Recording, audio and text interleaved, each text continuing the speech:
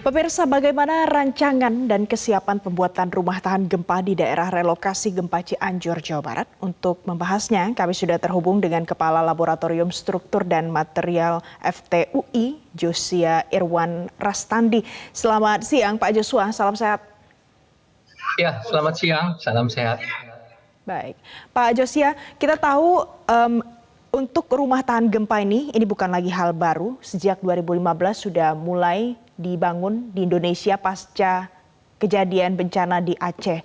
Nah, apa yang harus dilakukan di masa-masa seperti ini pada saat akan mulai membangun? Apa yang harus dilakukan belajar dari pengalaman kita sebelumnya?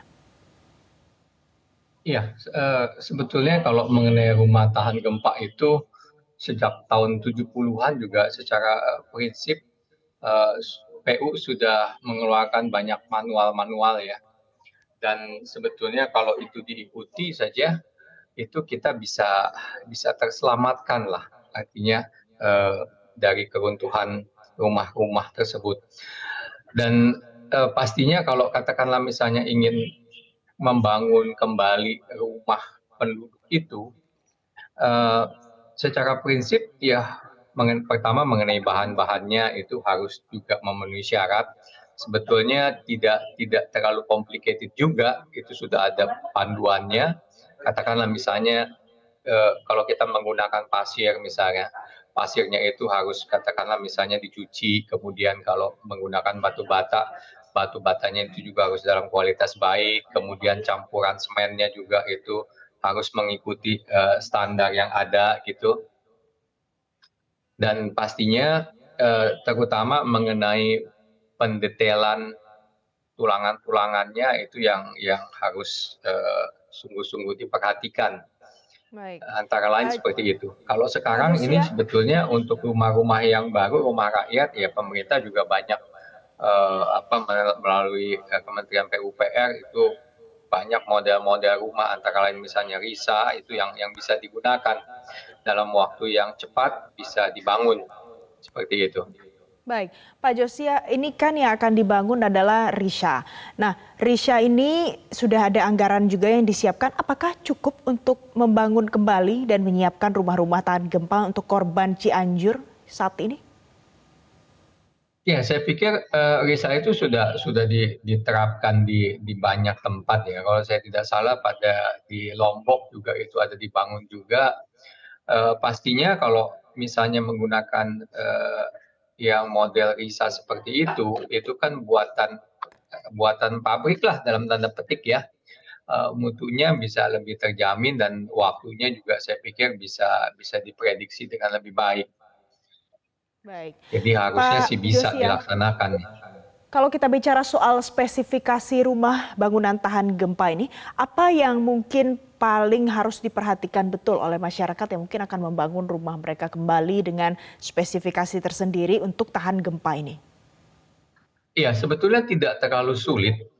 Saya katakan tidak terlalu sulit dan artinya ini kita bicara mengenai rumah-rumah rakyat ya yang unit house yang katakan hanya satu lantai saja sebetulnya ya.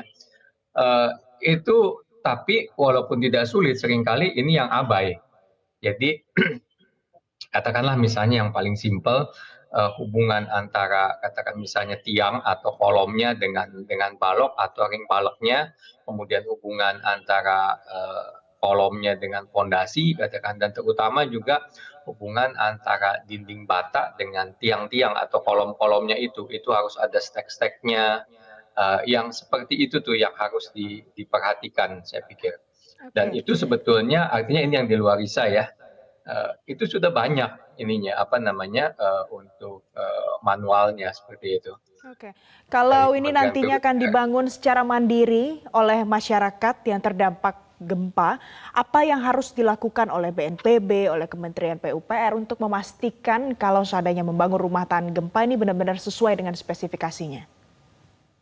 Ya, pertama pastinya harus ada penyuluhan kepada yang pembangun, ya mungkin kalau di kampung-kampung itu kepada mandor-mandor atau tukang-tukangnya, bagaimana membangun rumah supaya bisa tahan gempa.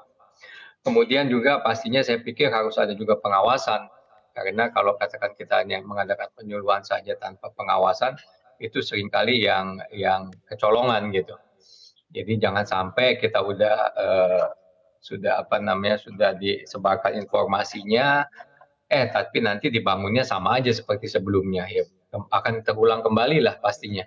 Kalau katakanlah misalnya tidak ada perubahan dalam hal itu.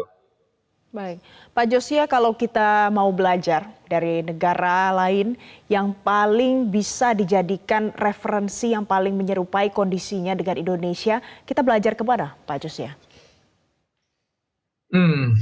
Agak sulit juga ya, artinya begini, maksud saya, budaya kita ini agak lain dengan budaya katakanlah misalnya di Jepang gitu ya. Eee, jadi saya pikir agak agak sulit kalau kita katakan mau belajar kemana gitu loh. Tapi saya pikir sebetulnya masalahnya itu sudah terpetakan juga gitu dari sejak lama, bahwa teknologi yang kita pakai itu sebenarnya udah dari 30-40 tahun yang lalu juga kita sudah tahu mengenai tadi pendetailan katakanlah misalnya bagaimana hubungan antara balok kolomnya, katakan seperti itu. Tapi ya itu, seringkali ya biasanya setelah, gempa ada penyuluhan-penyuluhan, tapi nggak berapa lama lupa lagi gitu loh, si para tukang-tukangnya ini. Jadi saya pikir itu yang harus terutama, mendapat perhatian kalau ingin masyarakat ini membangun kembali supaya dibangunnya itu sesuai dengan standar.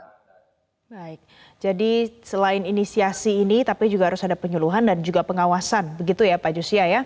Terima kasih Iya, Pak betul. Josia Irwan Rastandi, Kepala Laboratorium Struktur dan Material FTUI untuk informasi Anda dan sudah bergabung bersama kami siang ini di Metro TV.